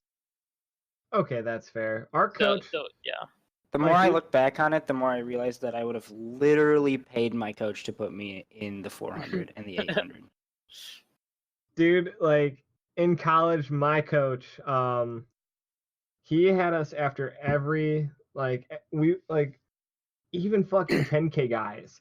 Like we'd run a hard 5K naturally, and the next event's a 4x4, and he's like, all right, turn around, get on the line, you're running 4x4. Yeah. That's how it is with like most long distance teams. We just don't give a damn. I want to tell you that like this one story from college shows you like the type of staff that my college coaching staff is. Mm-hmm. So we're in Terre Haute, Indiana. We're at Rose-Hulman Polytechnical Institute, better known as RHIT, Rose-Hulman Institute of Technology. Wherever the fuck that is. Terre Haute, Indiana. Yeah, no, I was just making a joke because it was just another Polytechnic institute that no one will care about. Just like my school. True. But still, like, they're a pretty good, like, athletic and academic we don't. school. Yeah, go to your 4x4. So, like, we run a 5K, and during the 5K, it's like starting to snow a little bit, and by the end of the 5K, the snow picked up a fair amount. And at this point, like at the end of the meet, like it's whiteout. You could barely see across the track to the 200-meter mark. Mm-hmm. And the head coach at the time is like, we're like all of us are standing at the line, and his dad, who is the head coach at Rose-Hulman, he's like, yeah, we're not doing 4x4 meets over, and our head track coach looks at us. He's like, all right, get on the line. Doesn't matter who you are. Line up on the waterfall. You can collapse in at the beginning just like any regular distance race. You guys are running an open 400 in a blizzard. Honestly, that sounds like fun. And I was already tight from running like the 5K and standing around for like 10 and a half minutes. Yeah. So I ran. I didn't give a fuck. Like my best at this point in time was like a 62 or 3 for a 400 split. Pathetic. It is pathetic. Sorry. No, it is pathetic. But at this point, like I was like, yeah, fuck it, I don't care. I'm gonna go out and I'm gonna try and run a 28 through 200 and see what the fuck happens. Did you do it? Did you pull it off? I ran like a 29 and then I ran like a 40-something second next 200 because Oh my god. I died that badly. Unbelievable. You know, the more I think about it, the more I think that maybe, possibly, I could somehow manage to squeak out a victory against you in an open 400 right now. In an open forum, maybe. Maybe. What do you The think thing you is, could bust out? I think I could still bust out at sub 60 right now. I could bust the 59.9. the thing is, you would never accept that though. Exactly, because I'm marathon training, and you know it. Ah, unbelievable. Well, why not? You gotta develop that fast twitch, man. Pop a 400. I've told him this 1,000 times. He's not gonna do it. Yeah, no, I know. Plus one It's 400. It's worth attempting to egg him on, though. Yeah. Egg him on. I might, if you egg me on enough, I might tell Tyler to show up at my college track, which is the fastest track in the state, and we can do it. All right. I'm in. If you egg me on enough. That All right. All right, and I would also run that in the Nike Next Percents. I'm just saying. That's fine with me, dude. I feel like he won't care. I'm getting out my Zoom Streak LT3s. I'm gonna whip you. Oh, you're not whipping out the waffles? Oh, come on. You gotta I whip never out bought. the I never waffle. bought them. Remember? Oh You're a yeah, that's bum. true. Yeah, dude. If I bought them, it'd be no questions asked a W. But Yeah. I did not because I'm not an insane person. I was almost an insane person. Oh, come on. Why You do you- gotta be an insane person at least once or twice. All right. Yeah. Let me look them up right now. It's mandatory. Speaking I of don't even know if insane they still people, sell them. Oh, they do. let's talk about the insane people that log their shit on Instagram. Yes, That said, Dalton, you're in the clear. yes, you are, Dalton. You're fine. 'Cause you don't post the fucking shitty ass sweaty selfie mid run. You don't pause the run to put your phone down and get a clip of you running with perfect form, even though you actually run like a race walker who broke his leg. Hey guys, the gray, black, and red ones that look really bad are $57. I thought you were gonna say 57 cents for some reason. I don't know I why. was hoping he said that. I would say, click buy. You're done. Yeah. I really don't know why. I mean, it seems unrealistic, but for a good 2 seconds, my mind fully believed you were going to say it was going to be 57 cents. They're $5,700. Perfect. Buy 'em. Yeah, the red and black waffles. They're called Nike Waffle Racers online. Oh, okay. Oh, they're racers, so they're very specifically a flat. Loosely. Yeah, loose. Oh, dude, One- these look one like could shitty argue. basketball shoes. What? What? The Nike These look like Waffle shit. Racers? You're lying. You ever I seen mean- a basketball Well, shoe no, before? I mean, okay, minus the ankle support, but I just mean okay, no, more like a shitty soccer cleat. Sorry, I'm thinking of the wrong type of shoe. It just looks like a shitty soccer cleat. like an indoor soccer cleat. I bet you Yeah. could probably use them for indoor Wait, soccer. are you looking at the off-white or the actual, like, racer? No, the Nike Waffle Racer in red. If you just type in Nike Waffle Racers, the red one shows up immediately on the right side. Oh, there it is. Oh, there's a Oh, review yes. from someone Yeah, don't make that noise. called the Soul Supplier on December 11th. There's a review from this guy about the off-white Nike Racers. Uh-huh. It's only 3 minutes, so What's an See, off-white Nike racer? if I The was fashion style. yeah, if I was rich enough to actually be able to buy enough shoes to do reviews of them, that's honestly what I would do. I mean, same. Because then, like, you just get to cycle shoes in your training cycle and do cool shit. That'd be the life. Or you could have know what? no self-control and buy them anyway. If you want to do that, you can donate 2 cents a month to my Patreon at patreon.com/ShreyDaddy. I'm completely kidding. I was about to say, you don't have a Patreon. I don't. Well, I do have a Patreon, but it's to support. I don't have a creator account on Patreon. Although I was considering making one and just putting up like stupid ass prices, like 1 cent a month, and then like another one that'd be like $10 a day. Who do you Something pay, obscene. who do you pay money to every month? Tiny Meat Gang, Cody Ko and Noel Miller. I pay $5. I pay There you $5 a go. month to get great. Well, I get the podcast a week early, a bunch of sick ass bonus episodes, which are hilarious. Plus, I believe they also give out like eventually I think they're gonna give out like discounted merch. Plus, you get access to ticket sales like I think like 2 or 3 days early, which is really handy. Oh yeah, especially if So- they're going to like anywhere near you. Yeah, exactly. I still miss the Seattle and Portland shows though, because like I woke up at the moment they went on sale, and within 28 seconds at 10:00.28 or no 10:00:28, all of the VIP tickets and all of the regular tickets were sold out for both Seattle shows. That's So crazy. fuck my life. But that said, I'll get discounted tickets later on, and if I ever go somewhere else for a job or for DO school, then I think it's for $5 a month. It's not like the worst thing in the world. So Like when you go to North Dakota, right? yeah, exactly. When I go to North Dakota, if they ever come out, I'll be And okay. they go to Fargo. Fargo, North Dakota. First time anybody's ever been to Fargo. Has anyone ever seen The West Wing in here? Yes. Wait, no. Oh, you. No. Oh, No. yeah. Never mind. If anyone has ever seen The West Wing, Fargo, North Dakota just reminds me of this bit in the show where it's the show about like the president and stuff, but like Well, it's no fictional, shit. obviously. And so no, not like our current president or anything current. It's a good show. It's not scary. And there's this Well, at bit where least- it's like Thanksgiving or whatever, and the president's like he's talking to his assistant, and he's like, you know what, there should be a hotline these days where you're able to call into a phone line that's staffed by experts and talk about how to cook your turkey. And so like apparently there is a hotline that does that. Shout out Butterball Hotline. And so like it's like this little clip in the show where they just show like the human side of the president where he calls the Butterball Hotline, but like obviously he can't fucking say that he's the president of the United States. So he makes up this whole thing and then pretends he's like a random citizen from Fargo, North Dakota, which is like the only reason that I'm pretty sure I know what the zip code of Fargo, North Dakota is. It's like 55 something. I'll look it up right Probably now. all fives. Yeah, it's 55102. I was expecting to hear 55555. That's kind of No. close to what my zip code is. Do you want to dox yourself?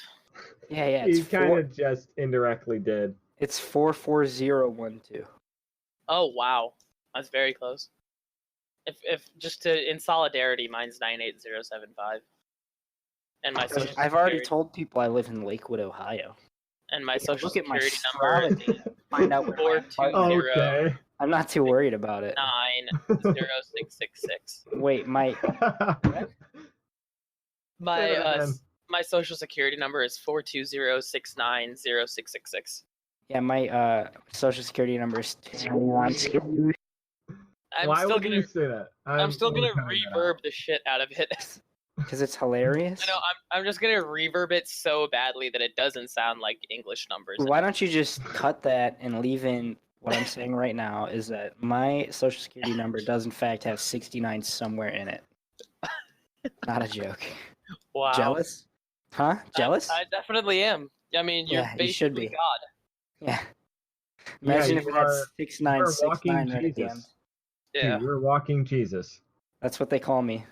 exactly. I mean, if you grew out your hair to be a mullet with the beard, I think you could pull it off. You know, I can't turn water into wine, but I sure as hell can turn it into Kool-Aid. Oh. You know, that'll play. I don't know why. I was actually about to question it before I realized you can just get a Kool-Aid mix packet. Why the fuck am I dumb tonight? I actually processed it like, wait, shit, how? How? Oh, I wonder. You can turn it into Gatorade too. Oh, man. Oh, just add water. Yeah. But you know what? Funny You know joke. what we can't add water to? The What? Nike Vaporfly Next Percent. I thought you were gonna say Australia. That would have been really bad. Seriously, thoughts go out to Australia. Yeah, seriously. Literally blows so hard. Donate Yeah. Donate to Australia, please. If Seriously. If you have money, unlike us, we have no honestly, money. dude, I already put up money for Australia. I have no um, money. I had to have do it. none. I haven't allotted, even though I have basically no money, I typically have like an allotted amount that I leave in my account that I like very specifically save for charity shit. Wow, what a good No. person. I mean, I regret it right now because I can't go get Chipotle tomorrow morning, which means I have to cook tonight. But yeah, I try and do that. But It's yeah, definitely 11 donate there, to isn't it? Australia. You're gonna cook? Well, yeah, because I gotta be able to eat when I come back home from my workout tomorrow, bro. Your parents are gonna murder you. What? Well, they're both away. I'm home alone. Well, And don't burn the Yeah. house did down, you man. say you're home alone? I did. So, ladies. But Anyways, the Nike Vaporfly. cheater flies. Okay, no lies. You sit on the throne of lies. Whoever said that That That was me. wasn't me. wasn't me. Put me on the counter. Don't even fib yourself, bro. Dude, did I just catch you fibbing? Okay. Unbelievable. I want to talk about this Yeah, article sorry. that randomly appeared in. It started this morning in the Daily Mail, and then it just spread through every, even Why would somewhat you listen to the reputable. fucking Daily Mail? Because he's I'm- 400 years old. I'm not, but I'm just saying where this all started. Yeah. This was first seen in the Daily Mail, which, as Shreyas referenced to, they have fucking no shred of credibility because they're essentially TMZ. No, I'd argue that they're like TMZ is just annoying as fuck. But like Daily Mail is just honestly just spews hatred and like the worst fucking version of gossip there exists. Okay, Like, so They're both anyway, shit in their own right, but yeah, whatever. I don't want to Anyways. go off on that. Shreyas is upset. yeah, he's very We've pissed off, upset him. which is very rare. Anyways, this article that had World Athletics says the Vaporflies are set to be banned, blah blah blah, whatever the title of the article was, but it had Vaporflies set to be banned as a phrase. And Okay. then they go into the article and they say, well, they're likely.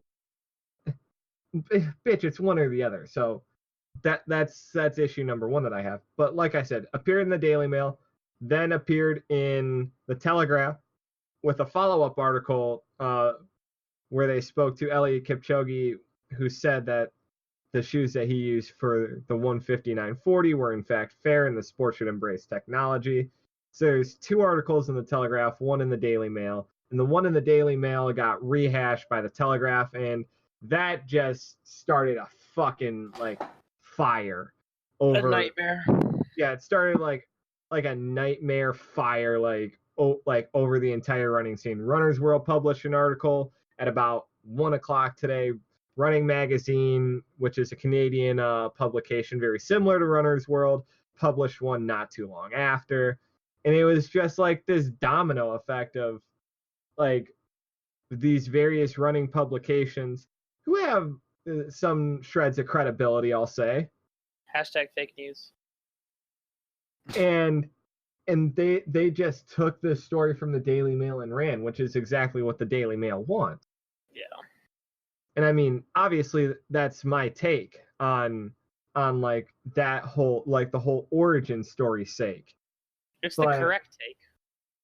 Yeah, exactly.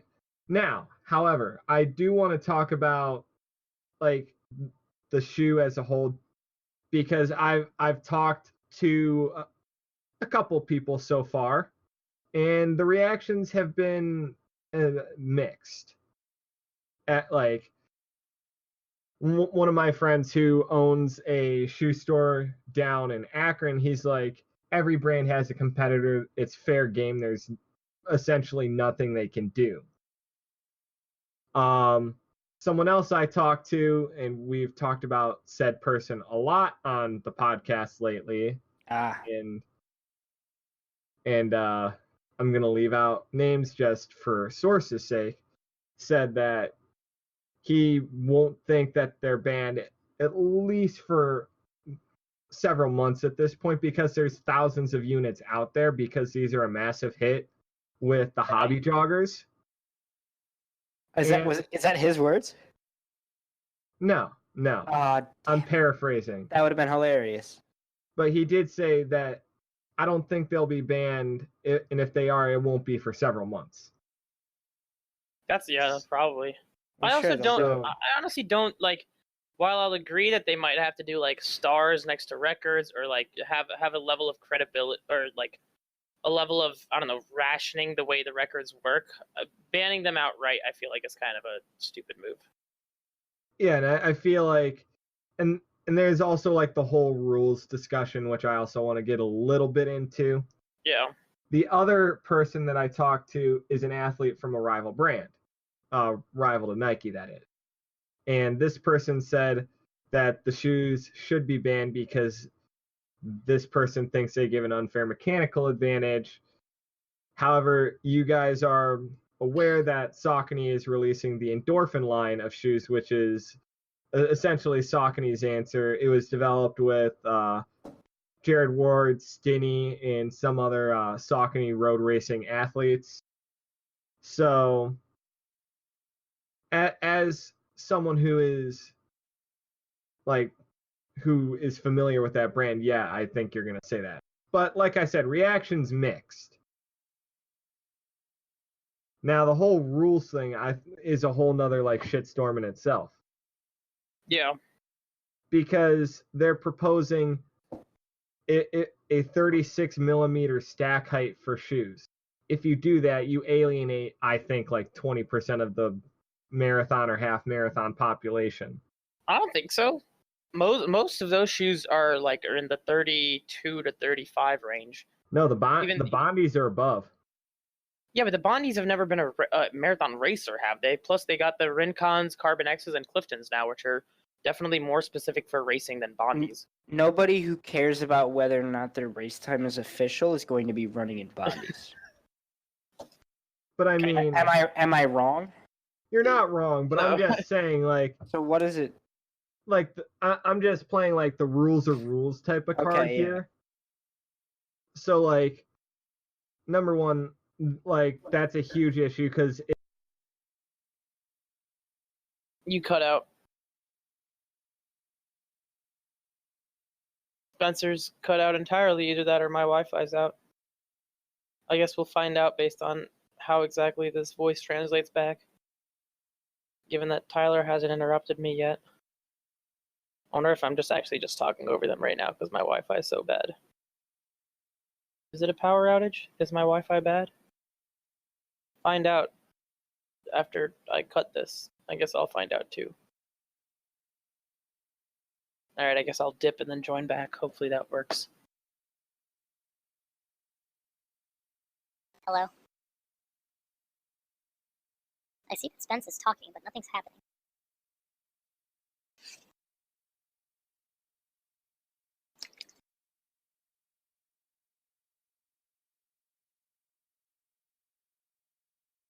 Oh, Canada.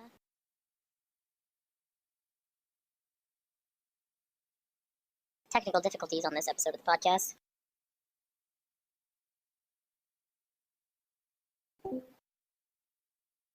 I guess what's happened here? Okay, I guess we're going to kick Craig and resume accordingly. So if somehow Craig is still recording here, I would just like to apologize that we had some weird error. We will hopefully cut back in after this. In the meantime, I'll take this opportunity to say that y'all should check the description for a link to Arctic bracelets. Arctic bracelets are very nice, cold ice. They're custom Kenyan design bracelets. You'll see them on runners like Lopez Lamong, Paul Chalimo, and Morgan Pearson of Tinman Elite. They're really nice. And the company, as it expands, provides jobs to Kenyans that may not have them, and 10% of their net profits go towards the Clean Water Project in Kenya, and that's definitely something that's very important in Kenya. So, yeah, that's basically it. I think you guys should check it out. It's a great cause. If you use the referral link in the description, which is Hakuna Matata, you'll get another 5% off, which should bring your total cost down to the $20 to $25 range, which is definitely worth it for these bracelets because they're going to last an extremely long time. That's it. I will see you guys later. Peace. We can finish. I stuck Craig back in here just in case for now. Alright, so where was I on that? You had basically just been talking about, you were talking about the person that you knew from Yeah, Saucony, basically saying that it's okay. a mechanical advantage. Tyler, Yeah. can you hear us? Hello. Yay, it works. Wow. I'll cut back what in. happened? I don't know. I think that it just tripped out. In the meantime, I did my Arctic read before I dipped. Hopefully, Craig recorded that. I don't know what happened. Y'all's audio just Neither cut do the fuck I. off. Yeah, I was so confused. Yeah. Anyways, so people are I thought that this like the whole Discord just crashed. Yeah, it might be the case, honestly. It could have very easily, yeah. So, anyways, people are saying, oh, the Vaporflies give an unfair advantage. And others are saying, oh, there's thousands on thousands of units out. And I was getting into the whole rules thing. Like, yeah, I think it should be like limited a little bit, but otherwise, it's kind of whatever. Like the whole rules thing. If you implement a universal stack height of 36, number one, some shoes are gonna be not legal or like that whole thing. And Yeah. I talked a little bit about that with the Bondies essentially being cut out because they're above the 36 millimeter proposed stack height rule. And I talked about how that would alienate at least some people who run in Bondies if you're following like, oh, the rules are rules approach. And also this would, if anyone were to police that, that's a huge like overtaking, and that's fucking ridiculous. Is Shreyas gone? Sorry. Resume. But yeah, that's my whole thing. Like, if you're gonna propose all these changes, you better know how to police this shit, because if you don't, people, like, if you're gonna follow the rules, and people play that card. That's why I'm playing this scenario, the rules card, because some fuckers are gonna play that card whether you like it or not. Yeah. Mm-hmm. So like, like you better have like someone to like crack down on that shit, because if you don't, people are gonna bitch and moan even more, and that's gonna make this situation look worse on you as a world governing body in world athletics. Yeah. And I mean, that's me essentially like talking directly to them. If you decide to do this, this is gonna look far worse on you, because you have to have the people to police this shit. And if you don't, and someone plays the rules cards, and you say, I don't know, it's gonna be just as bad, if not worse. Mm-hmm. But like the best thing I can liken it to is, for those of you who watch baseball, like someone who is safer out at like home plate or something, and Watching baseball. I bring that up because I was a baseball umpire for like several seasons. Watching baseball. If you say, well, I didn't see it, that looks worse on you. You know what I mean? That's basically what this would turn into. Like, oh, the winner was wearing next percents that have like a 42 millimeter stack height. Well, I didn't see it. Then how does that reflect on that marathon and that whole organization? Yeah. I mean, granted, I'm playing a bunch of what if scenarios with the rules type of idea. They're still important to consider, though. But yeah, it's whack to go this far with it, I think. Yeah, but like I said, there are like the 1% of the world that take it that far. Mm-hmm. So it's better to not even do anything. If you were gonna do anything, your time has been far surpassed, because now every shoe has at least one shoe or a line of shoes in this game. So at this point, Sebastian Coe, you can't fucking do anything. I'm sorry. Yeah.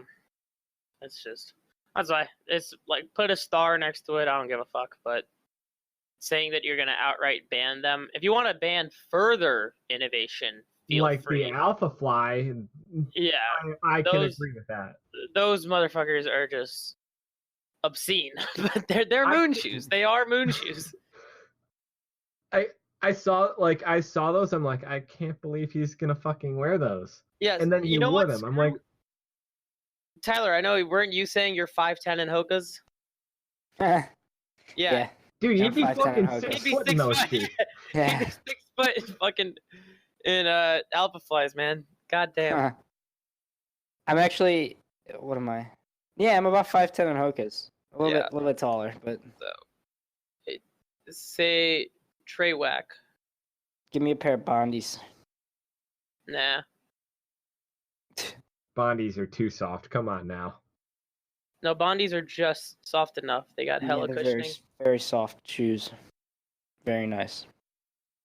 I couldn't wear them personally because it was too much for me. The Cliftons for me are perfect. Yeah. I love the Cliftons.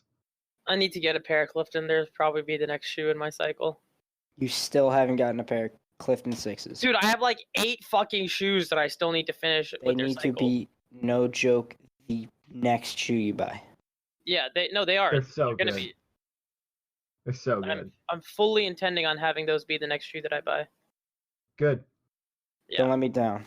I won't. Don't worry. Don't worry. You guys are in the clear. It will be very, very safe and cool. I don't know why I said safe. I think I'm just like I'm on autopilot right now with that response. Yeah, you alright? Yeah, I'm fine.